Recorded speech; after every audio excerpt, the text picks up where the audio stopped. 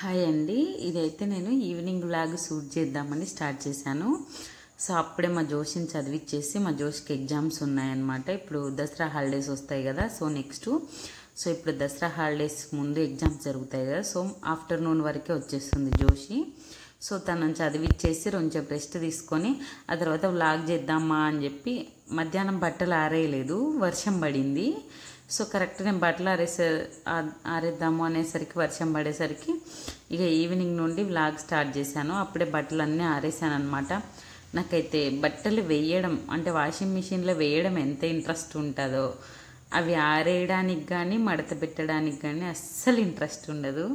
అసలు ఒక్కోసారి నా చిల్డ్రన్స్ బెడ్రూమ్లో బట్టలు చూస్తే నాకే విరక్తి వస్తుంది. ఏంటో అసలు యూట్యూబ్ స్టార్ట్ చేసినాక బట్టలు మడతేసే టైమే ఉండలేదు. అసలు ఎంత మడతేద్దామనే దాని మీదకి ఇంట్రెస్ట్ పోదు. ఎప్పుడు ఖాళీ టైం దొరికినా వీడియో చేసుకోవడము, వీడియో ఎడిటింగ్ చేసుకోవడము, లేకపోతే వాయిస్ ఓవర్ ఇవ్వడము, థంబ్నెయిల్ రెడీ చేయడము అనుకుంటాం. కానీ యూట్యూబ్తో అంత ఈజీ కాదండి బాబు. ఒక్క పైసా రాకుండా చేయడము ఇన్ని రోజులు అంటే ఇంకా చాలా చాలా కష్టము. అందరూ ఏదో యూట్యూబ్లో డబ్బులు వస్తున్నాయని చూసి ఫస్ట్ అయితే స్టార్ట్ చేస్తున్నారు. కానీ ఈ యూట్యూబ్లో వీడియోలు తీయనికి కూడా చాలా అంటే చాలా చాలా చాలా ఓపిక ఉండాలి. ఎందుకంటే ఇప్పుడు మనం ఏ జాబ్ చేసినా ఒక నెల తర్వాత మనకు మనీ వచ్చేస్తుంది. కానీ యూట్యూబ్లో అంత ఈజీ కాదు. 4000 వాచ్ అవర్స్ అని ఉంటాయి. అవి 4000 వాచ్ అవర్స్ అయ్యేంత వరకు ఒక్క పైసా రాదు. సో అదనమాట మ్యాటరు. ఆ 4000 వాచ్ అవర్స్ మళ్ళీ సంవత్సరంలోకే తెచ్చుకోవాలి. మనకు వచ్చే 100 వ్యూస్ 200 వ్యూస్కు 1 గంట 2 గంటలు కూడా రావండి నిజం చెప్పాలంటే. ఇంకా షార్ట్ వీడియోస్ అంటావా, షార్ట్ వీడియోస్లో మనం మానిటైజేషన్ చేసుకోవాలంటే 10 మిలియన్ వ్యూస్ రావాలి.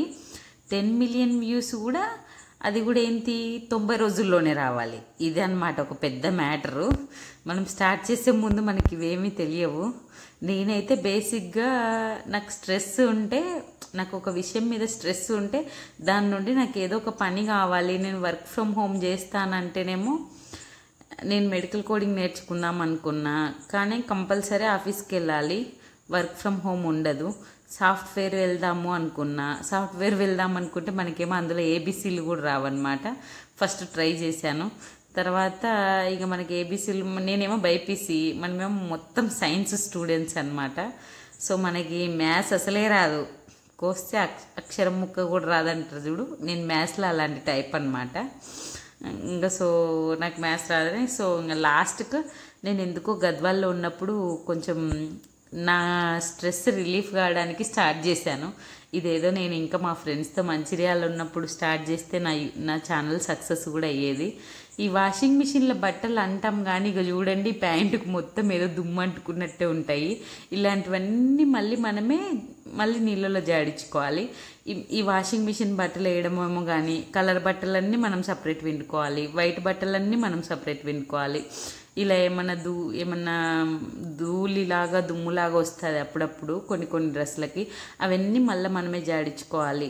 మళ్ళీ ఈ శారీ పెట్టికోట్స్ ఉంటాయి కదా, శారీలలో వేసుకునేవి లంగాలు, అవన్నీ కలర్ పోతాయని అవన్నీ మనమే విండుకోవాలి. చెమ్కీలు ఏమైనా డ్రెస్సులు ఉంటే అవి కూడా మనమే చేత్తో విండుకోవాలి.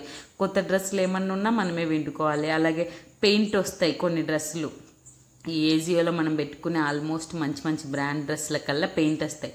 ఆ పెయింట్ ఉన్న డ్రెస్సులు దీంట్లో వేసినామా 2-3 ఉతుకులకే పెయింట్లు పోతాయి. నాకైతే ఈ వాషింగ్ మిషన్ ఏమో కానీ సగం గుడ్డు చాకరీ అనిపిస్తుంది. ఓన్లీ మనము జాడిచ్చుడు ఒకటే ఉండదు, సగం పిండినట్టే ఉంటుంది నాకైతే. నేను అసలు ఒక్కొక్కసారి అనిపిస్తుంది, మా జోషి పుట్టినప్పుడు నేనే బట్టలన్నీ విండుకునేదాన్ని చేతులతో. మా జోషి చిన్నగా ఉన్నప్పుడు కూడా విండుకున్నదాన్ని. మా నితీష్కి సిజరిన్ అయింది, అప్పటి నుండి ఏమైందో ఏమో నా బాడీకి. చేతులతో గట్టిగా రాకితే చేయి నొప్పి, కొద్దిసేపు బట్టలు జాడిస్తే నడుము నొప్పి. అసలు పిల్లలు మన బాడీలో నుండి శక్తిని మొత్తం గుంజేసుకుంటారేమో అనిపిస్తుంది నాకు అప్పుడప్పుడు. అసలు ఎంత స్ట్రాంగ్ ఉంటామో పిల్లలు పుట్టక ముందు. ఇంత 2 పిల్లలు పుడితేనే మన నడుములకు నొప్పులు వస్తాయి, మన కాళ్ళకు నొప్పులు వస్తాయి, చేతులకు నొప్పులు వస్తాయి. ఎన్ని నొప్పులు వచ్చినా ఇంట్లో పని అయితే చేసుకోక తప్పదు, చేసుకుంటూనే ఉండాలా. అంటే అప్పుడు మన అమ్మల కాలం ఉన్నంత స్ట్రాంగ్గా మనమైతే లేము.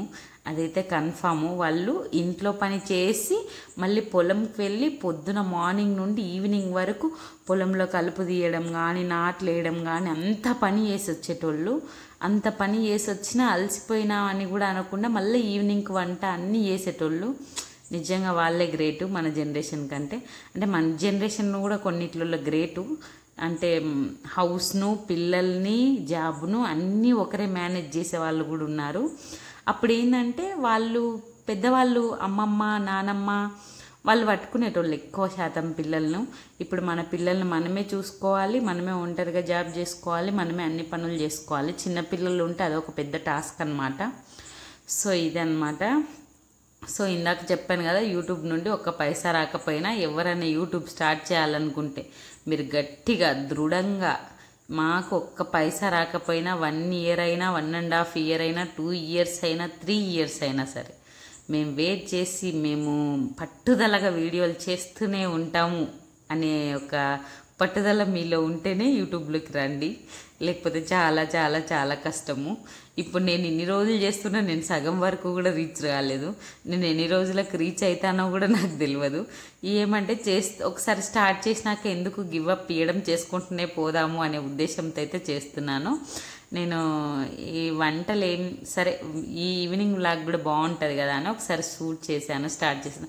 ఇలా నాకు ఈడొక బెనిఫిట్ ఏంటంటే మొత్తం మంచిగా దండాలు కట్టుకోకుండా ఇట్లా నీట్గా పైకి పోయేటట్టు అవి ఇచ్చినారనమాట, స్టీల్ రాడ్స్. సో అందుకే అక్కడ బట్టలు ఆరేసాను. నేనైతే గ్రీన్ టీ తాగుతున్నాను చాలా రోజుల తర్వాత. ఎప్పుడైతే వెయిట్ చెక్ చేసుకుంటానో లేకపోతే వెయిట్ మీద భయం వస్తుందో అప్పుడు గ్రీన్ టీ గుర్తొస్తుంది అనమాట. లేకపోతే నార్మల్ టీకి కాఫీలకు టెంప్ట్ అయ్యి తాగుతూనే ఉంటాను రోజు. కానీ ఎందుకు ఆ రోజు జ్ఞానోదయం అయింది మొన్న. సో గ్రీన్ టీ తాగాను. అప్పుడే మా ఆయన వచ్చారనమాట ఫీల్డ్కి వెళ్ళి. సో ఆయన కోసం కొంచెం టీ పెట్టించేసాను. అసలు టీ ఆయనకు పెట్టించి నేను గ్రీన్ టీ తాగడం అంటే చాలా గ్రేట్ అనమాట. నాకు ఆ టీ స్మెల్ వస్తుంటే నాకు టెంప్టింగ్ వస్తుంటుంది టీ తాగాలని. కానీ నేను వద్దు, మనం గ్రీన్ టీనే తాగాలి అని మైండ్లో ఫిక్స్ అయ్యి మరి గ్రీన్ టీనే తాగాను. ఆయనకు టీ పోసి ఇచ్చేసాను. కాకపోతే అప్పుడు టీ తాగిన తర్వాత మా ఆయన ఒక మంచి పని చెప్పారనమాట. ఆయన ఏదో బయటికి వెళ్తున్నారు పని మీద, ఆయన పని మీదే. సో నేను కూడా వెంటబడి ఏమండి నేను కూడా వచ్చేస్తానండి, నాకు బోర్ కొడుతుంది అని చెప్పి నేను మా వాడు చిన్న పిల్లల లెక్క ప్లీజ్ ప్లీజ్ ప్లీజ్ అని బతిమలాడి మేము కూడా పరిగెత్తామన్నమాట ఆయనతో పాటు. ఏదో కొద్దిసేపు అలా బయటికి వెళ్ళినట్టు ఉంటుంది. యాక్చువల్గా ఆయన అఫీషియల్గా ఎవరినో కలవనీకి వెళ్తున్నాడు. సో వాళ్ళతో కొంచెం మాట్లాడేది ఉంది.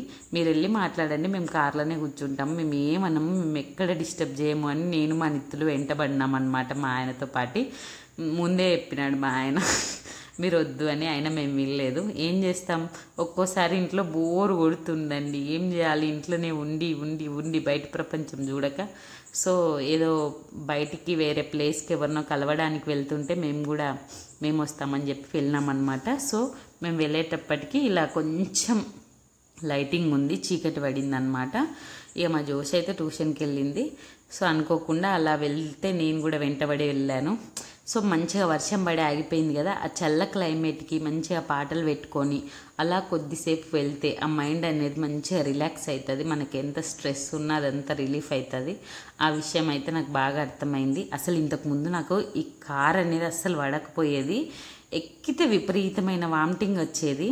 నాకు ఒకటి అర్థమైంది, మనం కార్ ఎక్కే ముందు ఏమీ తినకూడదు. సో నేను గ్రీన్ టీ తప్ప ఏమీ తినలేదు. ఆ ఒక గంట పోనీకి పట్టింది, ఒక గంట రానికి పట్టింది. మంచి నీళ్ళు కూడా తాగలేదు, అందుకేనేమో నాకు అసలు వామిటింగ్ రాలేదు. సో అంతసేపు ఊకే జస్ట్ అటా తిప్పుకొని వచ్చినాడు తప్ప మా ఆయన టీ నీళ్ళు కూడా తాపలేదన్నమాట. సో అలా వెళ్ళి ఆయన ఎవరితోనో మాట్లాడితే నేను మా నిత్తులు కారులోనే కూర్చున్నాము. కార్లోనే కూర్చొని నేనైతే పాటలు వినుకుంటా వెళ్ళి పాటలు వినుకుంటూ వచ్చానమాట. ఏదో బయట రోడ్లు చూసుకుంటూ వెళ్ళి రోడ్లు చూసుకుంటూ వచ్చినట్టు అయింది. సో అది అనమాట. కానీ సాయంత్రం అలా వర్షం పడిన తర్వాత నాకు బయటికి అలా వెళ్ళడం, ఇంకా నాకు ఈ కారు కంటే కూడా మంచిగా బండి మీద స్కూటీ మీద వెళ్తే చల్లగాలికి అట్లా నాకు చాలా ఇష్టము. కాకపోతే చీకటి పన్నాక వెళ్ళలేము కదా. సో ఏదో ఆయన వెళ్తుంటే ఆయనతో పాటు నేను బతిమలాడి వెళ్ళాను అనమాట. సో ఆయన ఏదో వేరే పల్లెటూరులో ఎవరినో కలవడానికి వెళ్ళినాడు. నాకు ఆ ఊరి పేరు కూడా తెలియదు. సో అక్కడ ఈ రూట్ అయితే అసలు ఇది మబ్బు మబ్బు ఉన్నది, అసలు లైట్లు కూడా ఆన్ చేయలేదు మా ఆయన. లైట్ ఆన్ చేస్తే ఎదురుగా ఏమొస్తున్నాయి కనబడలేదు అని చెప్పి ఆఫ్ చేశారు. సో ఒక చిన్న పల్లెటూరికి లాంగ్ డ్రైవ్ లాగా నేను ఊకే జస్ట్ ఎక్కి వెళ్ళాను. నాకైతే మంచిగా పాటలు వినుకుంటా హ్యాపీగా అలా వెళ్ళాను. అసలు ఫస్ట్ టైం నేను కార్లో వామిటింగ్ రాకుండా ప్రశాంతంగా వెళ్ళి రావడము. ఇంకా నాకైతే ఇగో ఈ రూట్ వచ్చిన తర్వాత అసలు మనం ఎటు వెళ్తున్నాము అనిపించింది. చిమ్మ చీకటి, మన కార్ లైట్ తప్ప ఇంకా వేరే లైటింగ్ అనేది కనిపించలేదు. సో వెళ్ళి వచ్చిన తర్వాత ఇంకా అప్పటికే లేట్ అయిందని మా ఆయన బయట, మా జోషి ఉంటుంది, మా జోషి చికెన్ కావాలనింది. సో మా ఇంటి దగ్గరలోనే ఇది కోయమండి, సో దానికి తీసుకెళ్ళినాడు అనమాట. కానీ ఈరోజు ఎందుకో సూప్లో వీళ్ళు ఫ్రైడ్ ఆనియన్స్ చేయలేదండి. సూప్ అయితే పర్లేదు, బాగానే ఉంది. సో నేనైతే 2 చికెన్ పీస్ ఫ్రై పీస్ మండి చెప్పాను. సో ఇంకా నేను మా జోషి తిన్నాము. మేమైతే ఆ పీసులు సరిగ్గా తినలే, మా ఆయన తిన్నాడు. సో మాకు ఈ రైస్ ఎందుకో ఈ మండిలో రైస్ బాగా నచ్చుతుంది. సో ఈ రైస్ అయితే మంచిగానే ఉంటుంది, మండిలో రైస్ బాగుంటుంది. నాకే ఆ ఫ్రై పీస్కి ఎందుకో ఉప్పు కారం లేదు, కానీ టేస్ట్ అయితే బాగానే ఉంది. సో ఇదండి ఈవినింగ్ వ్లాగు, సరదా ఈవినింగ్ వ్లాగు. ఈ వీడియో నచ్చితే సబ్స్క్రైబ్ చేసుకోండి.